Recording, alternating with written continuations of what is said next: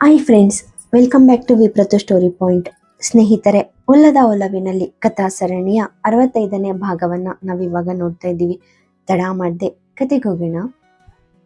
ಬಾತ್ರೂಮ್ನಲ್ಲಿ ನೀರಿನ ಶಬ್ದ ಕೇಳಿ ಅವಳು ಅಲ್ಲಿರಬಹುದು ಅಂದ್ಕೊಂಡು ಕಾಯೋಕೆ ಶುರು ಮಾಡ್ದ. ಆದ್ರೆ ಬಹಳ ಹೊತ್ತಾದ್ರೂ ಅವಳು ಹೊರಗೆ ಬಾರದೇ ಇದ್ದಾಗ ಆಶಿಕ್ ಗಾಬರಿಯಾಗಿ ಬಾತ್ರೂಮ್ ಬಾಗ್ಲು ಬಡ್ದ. Anvita, are you all right? ಬಾಗಿಲು ಲಘುವಾಗಿ ತಳ್ಳಿದ ತಕ್ಷಣ ತಾನಾಗಿಯೇ ಓಪನ್ ಆಯ್ತು. ಆಶಿಕ್ ಹಿಂಜರಿಕೆಯಿಂದಾನೇ ಒಳಗೆ ಹೆಜ್ಜೆ ಇಟ್ಟ. ಅಲ್ಲಿನ ದೃಶ್ಯ ನೋಡಿ ಅವನ ಎದೆ ಕ್ಷಣ ನಡುಗ್ತು. ಅನ್ವಿತಾ ಅದೇ ಬಟ್ಟೆಯಲ್ಲಿ ಬಾತ್ ಟಬ್ ಪಕ್ಕದ ಗೋಡೆಗೆ ಒರಕೊಂಡು ಕುಳಿತಿದ್ಲು.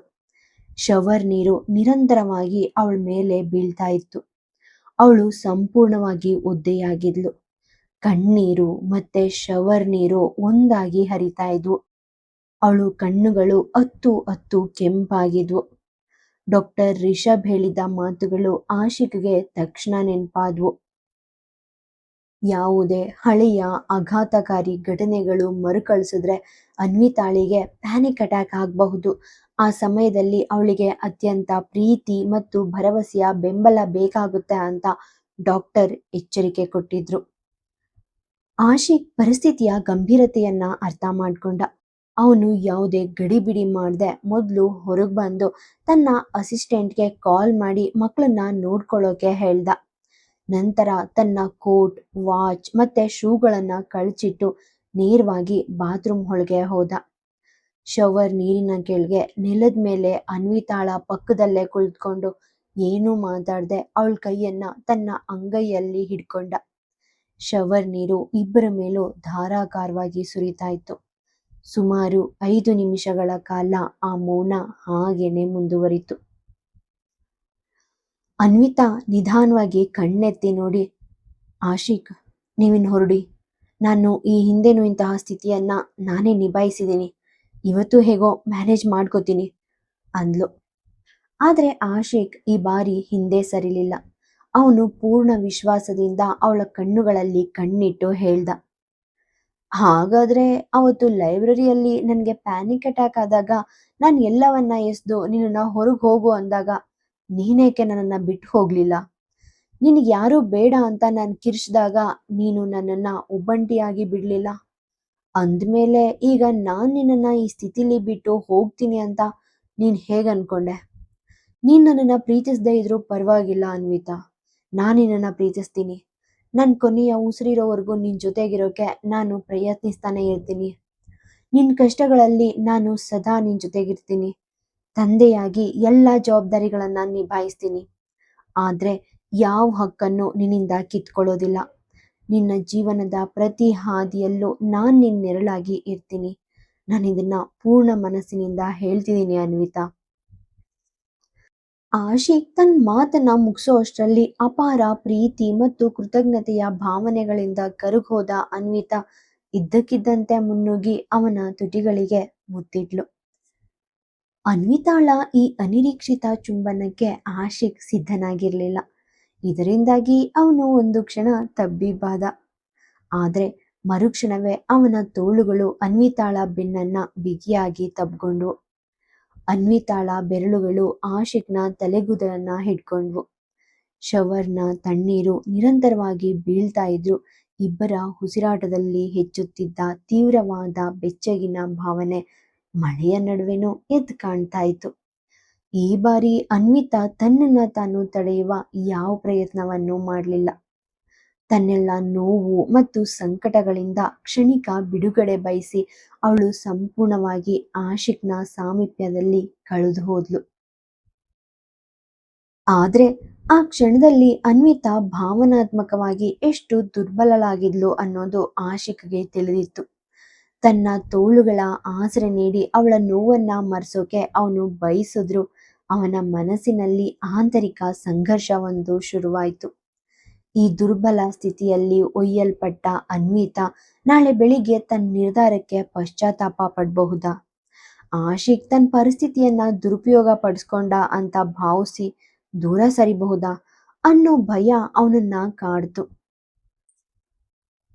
ಅನ್ವಿತಾ ತನ್ನೆಲ್ಲಾ ದುಃಖವನ್ನ ಮರೆಯೋಕೆ ಆಶಿಕ್ನ ಉದ್ದೆಯಾದ ಶರ್ಟ್ನ ಗುಂಡಿಗಳನ್ನ ಬಿಚ್ಚಲು ಕೈ ಹಾಕಿದಾಗ ಆಶಿಕ್ ತಕ್ಷಣ ಅವಳ ಕೈಗಳನ್ನ ಹಿಡಿದು ನಿಲ್ಲಿಸ್ದ. ತನ್ನೆಲ್ಲಾ ನಿಯಂತ್ರಣವನ್ನ ಒಟ್ಟುಗೂಡಿಸಿ ಅವಳ ಕಣ್ಣುಗಳಲ್ಲಿ ಕಣ್ಣಿಟ್ಟು ಹೇಳ್ದ, ಅನ್ವಿತಾ, ನಾಳೆ ಬೆಳಿಗ್ಗೆ ಈ ಕ್ಷಣಗಳಿಗಾಗಿ ನೀನ್ ನನ್ನನ್ನ ದ್ವೇಷಿಸಬಹುದು. ಆಶಿಕ್ನ ಧ್ವನಿಯಲ್ಲಿದ್ದ ಆತಂಕ ಮತ್ತು ಕಾಳಜಿಯನ್ನ ಗಮನಿಸಿದ ಅನ್ವಿತಾ ಅವನು ಹೊರಡಲು ಎದ್ದು ನಿಲ್ತಾ ಇದ್ದಂತೆ ಅವನ ಮಣಿಕಟ್ಟನ್ನ ಮತ್ತೆ ಗಟ್ಟಿಯಾಗಿ ಹಿಡ್ಕೊಂಡು ಪ್ಲೀಸ್ ಆಶಿಕ್ ಅಂತ ಬೇಡ್ಕೊಂಡ್ಲು. ಅನ್ವಿತಾಳ ಆ ಎರಡು ಮಾತುಗಳು ಆಶಿಕ್ನ ಮನಸ್ಸಿನಲ್ಲಿದ್ದ ಎಲ್ಲ ಗೊಂದಲಗಳಿಗೂ ಉತ್ತರ ಕೊಟ್ಟವು. ಆ ಕ್ಷಣದಲ್ಲಿ ಹಿಂದೆ ಸರಿದ್ರೆ ಅದು ಅವಳ ನಂಬಿಕೆಗೆ ಮಾಡುವ ಅಪಚಾರ ಅಂತ ಭಾವಿಸಿದ ಆಶಿಕ್ ಅವಳನ್ನ ಗಾಢವಾಗಿ ಅಪ್ಕೊಂಡ. ತನ್ನ ಸುತ್ತಲೂ ಕಟ್ಟಿಕೊಂಡಿದ್ದ ಅಭದ್ರತೆಯ ಗೋಡೆಗಳನ್ನೆಲ್ಲ ಬದಿಗಿಟ್ಟು ಅನ್ವಿತಾ ಆಶಿಕ್ನ ಪ್ರೀತಿಗೆ ಶರಣಾದ್ಲು. ಶವರ್ ನೀರಿನಿಂದ ನೆನೆದಿದ್ದ ಅನ್ವಿತಾಳನ್ನ ಆಶಿಕ್ ಪ್ರೀತಿಯಿಂದ ಎತ್ಕೊಂಡು ಬೆಡ್ ಮೇಲೆ ಮಲಗಿಸ್ದ. ಮಾತಿಗೆ ಮೀರಿದ ಭಾವನೆಗಳೊಂದಿಗೆ ಇಬ್ಬರು ಪರಸ್ಪರರ ಪ್ರೀತಿಯಲ್ಲಿ ಒಂದಾದ್ರು.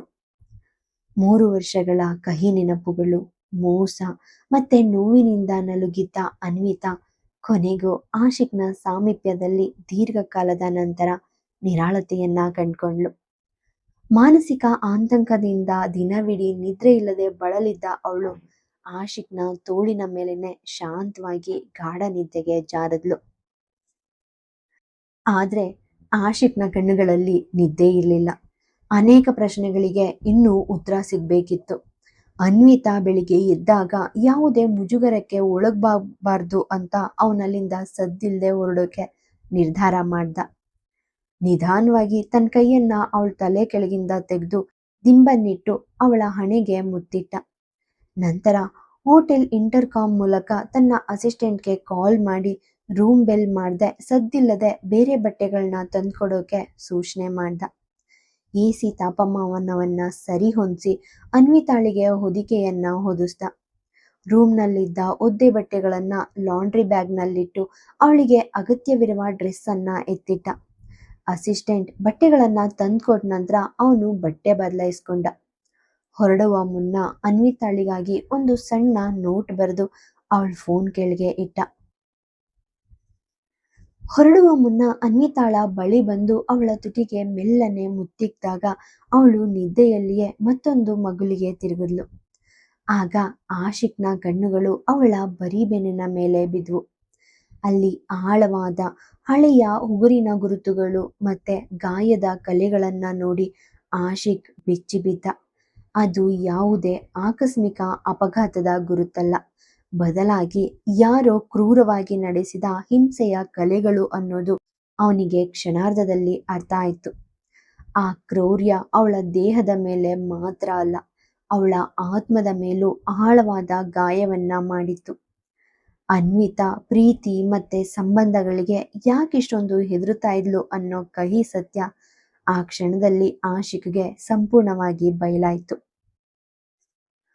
ಅನ್ವಿತಾಳ ಗಂಡನ ಮೋಸ ಮತ್ತು ಡಿವೋರ್ಸ್ ಬಗ್ಗೆ ತಿಳಿದಿದ್ದ ಆಶಿಕ್ಗೆ ಅವಳು ಇಂತಹ ಅಮಾನವೀಯ ಹಿಂಸೆಯನ್ನ ಅನುಭವಿಸಿದಾಳೆ ಅನ್ನೋದು ಕನಸಲ್ಲೂ ಉಳಿದಿರಲಿಲ್ಲ. ಡಾಕ್ಟರ್ ರಿಷಬ್ಗೂ ಈ ಕಹಿ ಸತ್ಯ ತಿಳಿದಿರಲಿಲ್ಲ. ಅನ್ವಿತಾಳ ನೋವನ್ನ ಇಷ್ಟು ದಿನ ಸರಿಯಾಗಿ ಅರ್ಥ ಮಾಡ್ಕೊಳ್ದೆ ಕೇವಲ ತನ್ನ ಸಂಕಟವನ್ನೇ ದೊಡ್ಡದು ಮಾಡ್ಕೊಂಡಿದ್ದಕ್ಕಾಗಿ ಆಶಿಕ್ಗೆ ತನ್ನ ಮೇಲೇನೆ ಕೋಪ ಬಂತು. ಅದೇ ಸಮಯದಲ್ಲಿ ಅವಳಿಗೆ ಈ ದುಸ್ಥಿತಿ ತಂದವ್ರ ಮೇಲೆ ದ್ವೇಷದ ಕಿಚ್ಚು ಹೊತ್ತಿ ಉರಿಯಿತು. ಊಟದ ಸಮಯದಲ್ಲಿ ಮೆಹರ್ ನೀಡಿದ ಭರವಸೆ ಅವನಿಗೆ ನೆನಪಾಯಿತು. ಅನ್ವಿತಾಳ ಕಳೆದ 3 ವರ್ಷಗಳ ಬದುಕಿನಲ್ಲಿ ನಡೆದ ಎಲ್ಲ ಸತ್ಯಗಳನ್ನ ತಿಳಿಸಲು ಮತ್ತು ಅವಳ ಕುಟುಂಬದ ಮುಂದೆ ಆಶಿಕ್ನನ್ನ ಸರಿಯಾದ ರೀತಿಯಲ್ಲಿ ಪರಿಚಯಿಸಲು ಮೆಹರ್ ಒಪ್ಕೊಂಡಿದ್ಲು.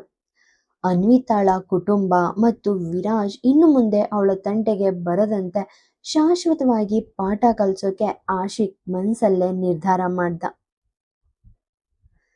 ತನ್ನ ಆವೇಶವನ್ನ ಹತೋಟಿಯಲ್ಲಿಟ್ಕೊಂಡ ಆಶಿಕ್ ಅನ್ವಿತಾಳ ಬೆನ್ನಿನ ಮೇಲಿದ್ದ ಆ ನೋವಿನ ಗುರುತುಗಳನ್ನ ಮೆಲ್ಲನೆ ಸ್ಪರ್ಶಿಸಿದ. ಅವಳ ನೋವನ್ನ ಕಲ್ಪಿಸಿಕೊಂಡು ಅವನ ಕಣ್ಣುಗಳು ತೇವವಾದವು. ಅವಳ ತಲೆಯ ಮೇಲೆ ಪ್ರೀತಿಯಿಂದ ಕೈಯಿಟ್ಟು ಅವಳಿಗೆ ನ್ಯಾಯ ಕೊಡಿಸುವ ಶಪಥ ಮಾಡಿದಂತೆ ತನ್ನ ಕಣ್ಣೀರನ್ನ ಒರೆಸ್ಕೊಂಡು ಆಶಿಕ್ ಮೌನವಾಗಿ ಆ ಕೋಣೆಯಿಂದ ಹೊರ ನಡೆದ. ಅನ್ವಿತಾ ಕಣ್ ತೆರೆದಾಗ ದೇಹದಲ್ಲಿ ಲಘು ನೋವಿದ್ರು ಆಶಿಕ್ ಜೊತೆ ಕಳೆದ ಮಧುರ ಕ್ಷಣಗಳು ಅವಳ ಮನಸ್ಸಿನಲ್ಲಿ ಹಸಿರಾಗಿದ್ವು. ಒದ್ದೆಯಾಗಿದ್ರಿಂದ ತಲೆ ಭಾರ ಅನ್ಸಿದ್ರು ಈ ಬಾರಿ ಅವಳಲ್ಲಿ ಯಾವುದೇ ಅಪರಾಧಿ ಪ್ರಜ್ಞೆ ಅಥವಾ ವಿಷಾದವಿರಲಿಲ್ಲ. ಬದಲಿಗೆ ಹೃದಯದ ಮೇಲಿದ್ದ ದೊಡ್ಡ ಭಾರವೇ ಇಳಿದಂತಾಗಿತ್ತು. ಆದ್ರೆ ಮರುಕ್ಷಣವೇ ತಾನೇ ಮುಂದೆ ನಿಂತು ಆಶಿಕ್ನನ್ನ ತಡೆದ ಆ ಕ್ಷಣಗಳು ನೆನಪಾಗಿ ಅವಳಲ್ಲಿ ಮುಜುಗರ ಶುರುವಾಯಿತು. ಅವನ ಕಣ್ಣುಗಳಲ್ಲಿ ಕಣ್ಣಿಟ್ಟು ಹೇಗ್ ನೋಡೋದು ಅನ್ನೋ ಆತಂಕ ಮೂಡ್ತು. ನಾನು ಎಷ್ಟು ಹೊತ್ತು ಮಲಗಿದ್ದೆ ಅಂತ ಗಾಬರಿಯಾಗಿ ಎದ್ದ ಅನ್ವಿತಾಳಿಗೆ ಆಶಿಕ್ ಪಕ್ಕದಲ್ಲಿಲ್ಲದೆ ಇರೋದು ತಿಳಿತು. ಈ ಸಮಯದಲ್ಲಿ ಅವನನ್ನ ನೇರವಾಗಿ ಎದುರಿಸೋ ಮುಜುಗರ ತಪ್ಪಿತ್ತಲ್ಲ ಅಂತ ಅವಳಿಗೆ ಸಣ್ಣ ನಿರಾಳ ಸಿಕ್ತು. ಸಮಯ ನೋಡೋಕೆ ಫೋನ್ ಕೈಗೆತ್ಕೊಂಡಾಗ ಅದರ ಕೆಳಗಿದ್ದ ಆಶಿಕ್ನ ನೋಟ್ ಅವಳ ಕಣ್ಣಿಗೆ ಬಿತ್ತು. ಅದನ್ನ ತೆರೆದು ಓದಿದ್ಲು. ನನ್ನ ಭಾವನೆಗಳನ್ನ ಪದಗಳಲ್ಲಿ ಹಿಡಿದಿಡುವ ಕಲೆ ನನಗಿಲ್ಲ. ಈ ಚಂಚಲ ಹೃದಯಕ್ಕೆ ತಾಳ್ಮೆನೂ ಇಲ್ಲ. ನೀನ್ ನನ್ನೆದುರು ಬಂದಾಗ ಮಾತಾಡೋಕೆ ನೂರಾರು ನೆಪಗಳು ಸಿಗುತ್ತೆ. ನೀನನ್ನ ಬಿಟ್ಟು ಬೇರೇನೂ ಕಾಣಿಸೋದಿಲ್ಲ. ನಿನ್ ಕಣ್ಣುಗಳಲ್ಲಿ ನಿನ್ ಮಾತಿನಲ್ಲಿ ಅಪಾರ ಪ್ರೀತಿಯನ್ನ ಅನುಭವಿಸ್ತೀನಿ. ಆದ್ರೆ ನಿನ್ನನ್ನ ಪಡೆಯೋಕೆ ನಾನ್ ಮಾಡೋ ಪ್ರಾರ್ಥನೆಗಳು ಯಾಕೆ ಫಲಿಸ್ತಾ ಇಲ್ವೋ ತಿಳಿತಾ ಇಲ್ಲ. ನನ್ ಮೇಲೆ ನಂಬಿಕೆ ಇಟ್ಟಿದ್ದಕ್ಕೆ ಥ್ಯಾಂಕ್ ಯು ಅನ್ವಿತಾ. ಬದುಕಿನ ಈ ಅಮೂಲ್ಯ ನೆನಪಿಗೆ ನಾನ್ ಸದಾ ಋಣಿ. ಲವ್ ಯು ಮಗು. ಆ ಸಾಲುಗಳನ್ನ ಓದ್ತಾ ಇದ್ದಂತೆ ಅನ್ವಿತಾಳ ಕಣ್ಣುಗಳಲ್ಲಿ ನೀರ್ ಜಿನುಗ್ತು. ತನ್ನ ಬದುಕಿನ 108 ಕಷ್ಟಗಳ ನಡುವೆ ದೇವರು ತನಗೆ ಆಶಿಕ್ನ ರೂಪದಲ್ಲಿ ಸಾಂತ್ವನ ನೀಡಿದಾನೆ ಅಂತ ಅವಳು ಭಾವಿಸಿದ್ಲು. ಎದುರಿನ ಕುರ್ಚಿಯ ಮೇಲೆ ಆಶಿಕ್ ಎತ್ತಿಟ್ಟಿದ್ದ ಬಟ್ಟೆಗಳನ್ನ ನೋಡಿ ಅವಳ ತುಟಿಗಳಲ್ಲಿ ಮುಗುಳ್ನಗೆ ಮೂಡ್ತು. ಸಂಜೆ 5 ಗಂಟೆಯಾಗಿದ್ರಿಂದ ಅವಳು ಬೇಗನೆ ರೆಡಿ ಆಗಲಿಕ್ಕೆ ಹೋದ್ಲು. ಇತ್ತ ಹೋಟೆಲ್ನಿಂದ ಹೊರಬಂದ ಆಶಿಕ್ ಡಾಕ್ಟರ್ ರಿಷಬ್ ಮತ್ತೆ ತನ್ನ ಪರ್ಸನಲ್ ಲಾಯರ್ ಜೊತೆ ಚರ್ಚಿಸಿದ ನಂತರ ಮೇಹರ್ಗೆ ಕಾಲ್ ಮಾಡ್ದ. ಮೇಹರ್ ಅವನನ್ನ ತನ್ನ ಮನೆಗೆ ಆಹ್ವಾನಿಸಿದ್ಲು. ಆಶಿಕ್ ಜೋಯಿಶ್ ಆಗಿ ಬಂದ್ರೆ ಸುತ್ತಮುತ್ತಲಿನ ಜನರಿಗೆ ಅನುಮಾನ ಬರಬಹುದು ಅಂತ ಸಾಮಾನ್ಯ ವ್ಯಕ್ತಿಯಂತೆ ಬರುವಂತೆ ವಿನಂತಿಸ್ಕೊಂಡ್ಲು. ಹೋಟೆಲ್ಗೆ ಹೋಗೋಕೆ ಸಮಯವಿಲ್ದಿದ್ರಿಂದ ಆಶಿಕ್ ದಾರಿಯಲ್ಲೇ ಒಂದು ಮಾಲ್ನಲ್ಲಿ ಕ್ಯಾಶುಯಲ್ ಬಟ್ಟೆಗಳನ್ನ ತರಿಸಿ ಬದಲಾಯಿಸ್ಕೊಂಡು ತನ್ನ ಅಸಿಸ್ಟೆಂಟ್ ರಾಜೀವ್ ಜೊತೆ ಕ್ಯಾಬ್ನಲ್ಲಿ ಮೇಹರ್ ಮನೆ ತಲುಪ್ದ. ಅನ್ವಿತಾ ರೆಡಿಯಾಗಿ ನೋಟ್ನಲ್ಲಿದ್ದ ನಂಬರ್ಗೆ ಕಾಲ್ ಮಾಡಿ ಮಕ್ಕಳ ಬಗ್ಗೆ ವಿಚಾರಿಸಿದ್ಲು. ಮಕ್ಕಳು ಆಶಿಕ್ ರೂಮ್ನಲ್ಲಿ ಕೇರ್ಟೇಕರ್ ಜೊತೆ ಆಟವಾಡ್ತಾ ಖುಷಿಯಾಗಿದ್ದಾರೆ ಅನ್ನೋದು ತಿಳಿಯಿತು. ಅನ್ವಿತಾ ಕರೆ ಮಾಡಿದ 15 ನಿಮಿಷಗಳಲ್ಲೇ ಕೇರ್ಟೇಕರ್ ಮಕ್ಕಳನ್ನ ಅವಳ ಬಳಿಗೆ ಕರೆದುಕೊಂಡು ಬಂದ್ರು. ಆದ್ರೆ ಮಕ್ಕಳನ್ನ ಕಳ್ಸಿದ್ಮೇಲೂ ಆಶಿಕ್ ಕಾಲ್ ಮಾಡದೇ ಇರೋದು, ಅವನ್ ಫೋನ್ ಸಂಪರ್ಕಕ್ಕೆ ಸಿಗದೆ ಇರೋದು ಅನ್ವಿತಾಳಲ್ಲಿ ಅಸಮಾಧಾನ ಮೂಡಿಸ್ತು. ಇಷ್ಟು ದಿನ ಆಶಿಕ್ನನ್ನ ದೂರ ಇಡ್ತಿದ್ದ ಅನ್ವಿತಾಳಿಗೆ ಇಂದು ಅವನ ಉಪಸ್ಥಿತಿ ಇಲ್ಲದಿರುವುದು ವಿಚಿತ್ರವಾದ ಖಾಲಿತನವನ್ನ ಉಂಟು ಮಾಡ್ತು. ಮಕ್ಕಳ ಮಾತುಗಳನ್ನ ಕೇಳ್ತಾ ಕುಳಿತಿದ್ದಾಗ ಅನ್ವಿತಾಳ ಫೋನ್ ರಿಂಗ್ ಆಯ್ತು. ಸ್ಕ್ರೀನ್ ಮೇಲೆ ಅತ್ತಿಗೆಯ ಹೆಸರು ಕಂಡಾಗ ಮೊದಲು ಕಟ್ ಮಾಡೋಕೆ ಯೋಚಿಸಿದ್ರು, ನಂತರ ಕಾಲ್ ಪಿಕ್ ಮಾಡಿದ್ಲು. ಆ ಕಡೆಯಿಂದ ಸಂಪೂರ್ಣ ಮೌನವಿದ್ದಾಗ ಪರಿಚಿತ ಧ್ವನಿಯನ್ನು ಗುರುತಿಸಿದ ಅನ್ವಿತಾ ತಾನೇ ಮಾತಾಡಿದ್ಲು. ಅಮ್ಮ, ಮಾತಾಡೋಕೆ ಇಷ್ಟ ಇಲ್ದೇ ಇದ್ರೆ ಯಾಕೆ ಕಾಲ್ ಮಾಡ್ದೆ? ನಮ್ಮಿಬ್ರ ಮಧ್ಯೆ ಮಾತಾಡೋಕೆ ಏನೂ ಉಳಿದಿಲ್ಲ. ಇನ್ನೊಂದು ಬದಿಯಲ್ಲಿ ತಾಯಿಯ ನಡುಗುವ ಧ್ವನಿ ಕೇಳಿಸ್ತು. ಅನು, ನಿನ್ ಕೋಪ ಸಮರ್ಥನೀಯ. ಆದ್ರೆ ಅಪ್ಪ ಮತ್ತೆ ನಾನು ನಿನ್ ಒಳ್ಳೇದನ್ನೇ ಬಯಸ್ತೀವಿ. ಆ ಮಗು ನಿನ್ ಎದೆಗೆ ಹತ್ರವಾಗಿರಬಹುದು, ಆದ್ರೆ ಅವನು ಬೇರೆಯವರ ಮಗು. ಅವನ್ ತಾಯಿ ಕಿಯಾರ ತನ್ನ ತಪ್ಪಿಗೆ ಪಶ್ಚಾತ್ತಾಪ ಪಡ್ತಿದ್ದಾಳೆ. ವಿರಾಜ್ ಮನೆಯಲ್ಲಿ ಮಗುವನ್ನ ಬಿಟ್ಟು ಹೋದಾಗಿನಿಂದ ಅವಳಿಗೆ ನೆಮ್ಮದಿ ಇಲ್ಲ. ಈಗ ಅವಳು ಮತ್ತೆ ವಿರಾಜ್ ಮತ್ತೆ ಒಂದಾಗಿ ಹೊಸ ಜೀವನ ಶುರು ಮಾಡೋಕೆ ಬಯಸ್ತಾ ಇದ್ದಾರೆ. ರಿಹಾನ್ ನನ್ನ ಅವರಿಗೆ ವಾಪಸ್ ಕೊಟ್ಬಿಡು ಅಂತ ಬೇಡ್ಕೊಳ್ಳೋಕೆ ಅವ್ರು ನಮ್ಮ ಮನೆಗೆ ಬಂದಿದ್ರು. ನೀನು ಮಗುವನ್ನ ಕೊಡದೇ ಇದ್ರೆ ಅವರು ಕೋರ್ಟ್ ಹೋಗಿ ನಿನ್ ಮೇಲೂ ನಿನ್ನ ಅಪ್ಪ ಮತ್ತೆ ಅಣ್ಣನ ಮೇಲೂ ಆರೋಪ ಹೊರಿಸಿ ಮಗುವನ್ನ ಕಿತ್ಕೊಳ್ಬಹುದು. ಈ ವಯಸ್ಸಿನಲ್ಲಿ ಸಮಾಜದ ನಿಂದನೆ ಅಪಮಾನಗಳನ್ನ ತಡ್ಕೊಳ್ಳೋದು ನಮ್ಗೆ ಸಾಧ್ಯ ಇಲ್ಲ. ನೀನು ಹಠ ಬಿಟ್ಟು ಕುಟುಂಬದ ಬಗ್ಗೆ ಯೋಚನೆ ಮಾಡು. ತಾಯಿಯ ಈ ಮಾತುಗಳನ್ನ ಕೇಳಿ ಅನ್ವಿತಾಳ ರಕ್ತ ಕುದೀತು. ಆಳವಾದ ಉಸಿರೆಳ್ಕೊಂಡು ತನ್ನ ಕೋಪವನ್ನ ನಿಯಂತ್ರಿಸ್ತಾ ಗಂಭೀರವಾಗಿ ಉತ್ತರ ಕೊಟ್ಲು.